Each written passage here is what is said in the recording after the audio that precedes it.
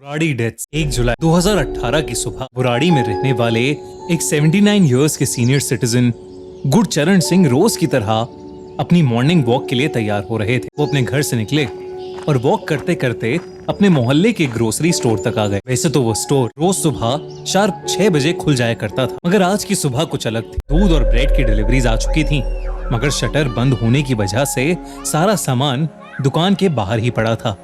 वो दुकान उस मोहल्ले में रहने वाली चुंदावत फैमिली ओन करती थी। गुरचरण जी पिछले 22 सालों से उस फैमिली के पड़ोसी थे और पिछले कई सालों से चुंदावत फैमिली का कोई ना कोई सदस्य रोज सुबह 6 बजे दुकान जरूर खोल देता था। और तो और चुंदावत फैमिली का एक मेंबर रोज गुरचरण सिंह जी के साथ वॉक पर भी आया करता था, मगर उस दिन वो भी नहीं आया और ना ही उसने फोन उठाया। तब गुरचरण जी को थोड़ा डाउट हुआ और वो चुंदावत फैमिली के घर चले गए।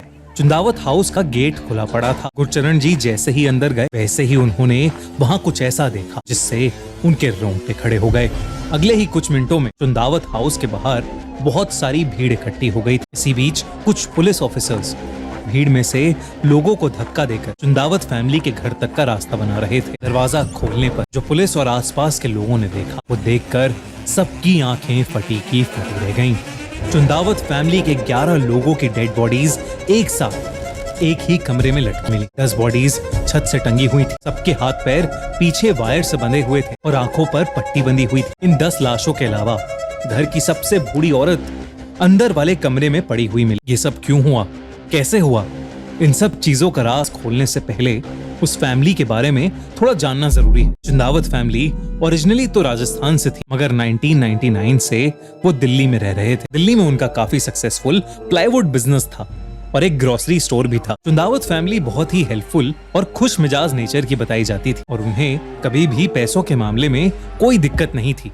परिवार की सबसे बड़ी मेंबर 75 साल की नारायणी देवी थी, जिनके 2 बेटे थे, भवनेश और ललित। उनकी शादियां सविता और टीना नाम की 2 औरतों से हुई। नारायणी देवी के पति की डेथ 2007 में ही लंग्स की किसी बीमारी के कारण हो चुकी थी और वो वक्त पूरी फैमिली के लिए बहुत मुश्किल था। नारायणी देवी की एक बेटी भी थी जिसका नाम था प्रतिभा।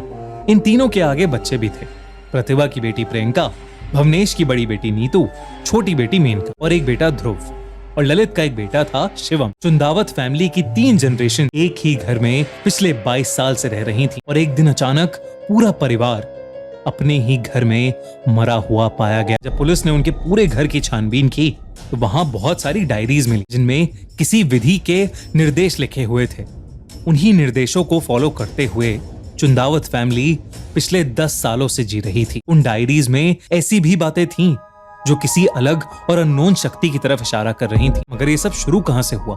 पड़ोसियों से बात करने पर धीरे धीरे पता चलता गया कि पूरी घटना ललित चुंदावत के इर्द गिर्द घूम रही थी। 45 साल का ललित पूरी चुंदावत फैमिली में सबसे ज्यादा घुलने मिलने वाला आदमी था और 2004 में एक छोटे से एक्सीडेंट की वजह से ललित को ऐसा शौक लगा कि उसने ठीक से बोलना ही बंद कर दिया था। उसके बाद 2007 में ललित के पापा की डेथ के बाद धीरे धीरे ललित के हाव भाव बिल्कुल बदलने लगे। उसके पापा के अंतिम संस्कार के समय उनकी आत्मा की शांति के लिए चुंदावत फैमिली ने घर पर 10 दिन के लिए एक पाठ रखवाया था। पाठ के सभी दिन ठीक जा रहे थे, मगर एक दिन प्रार्थना के बीच में ललित उठा और बहुत जोरों से ओम चिल्लाने लगा, ठीक वैसे ही जैसे उसके गुजर चुके पापा ओम का जाप किया करते थे। जब पाठ के बीच में एक पड़ोसी ने ललित से पूछा कि आखिर उसे क्या हुआ, तो ललित ने बताया कि उसके मरे हुए पापा उसके सपने में आए हैं और वो कह रहे हैं कि वो बहुत जल्द वापस आ जाएंगे। उस दिन के बाद से हर रोज चुंदावत फैमिली के घर में रात 9 बजे से कीर्तन होना शुरू हो गया था, जिसमें कभी कभी पड़ोसी भी शामिल होते थे। 9:30 बजे तक घर के सभी लोग कहने लग जाते थे कि डैडी के आने का टाइम हो गया है। ललित के फोन से पुलिस को पता लगा कि उसका भूत और आत्मा जैसे टॉपिक्स में बहुत इंटरेस्ट था। वो रोज इंटरनेट पर पैरानॉर्मल शोज देखने लगा था और अक्सर वो कब्रिस्तान में जाया करता था। घर में रोज चल रही पूजा के बाद उन सभी का लाइफस्टाइल बदलने लगा। शराब और नॉन वेजिटेरियन खाना बंद हो गया और सब वेजिटेरियन बन गए। पूरी फैमिली डायरीज में लिखे इंस्ट्रक्शंस और रूटीन्स को स्ट्रिक्टली फॉलो करने लगी थी। उन सभी डायरीज में से एक डायरी में साफ साफ लिखा था कि उन सबके लटक जाने के बाद एक सुपर नेचुरल फोर्स उनके घर में आएगी और उन्हें मरने नहीं देगी, बल्कि उन्हें मोक्ष देगी। मोक्ष हिंदू रिलीजन का एक कॉन्सेप्ट है जिसमें ये कहा गया है कि अगर इंसान पूरी जिंदगी अच्छे काम करे और भगवान की तरफ मन लगाए तो वो साइकिल ऑफ बर्थ और डेथ से फ्री हो जाता है।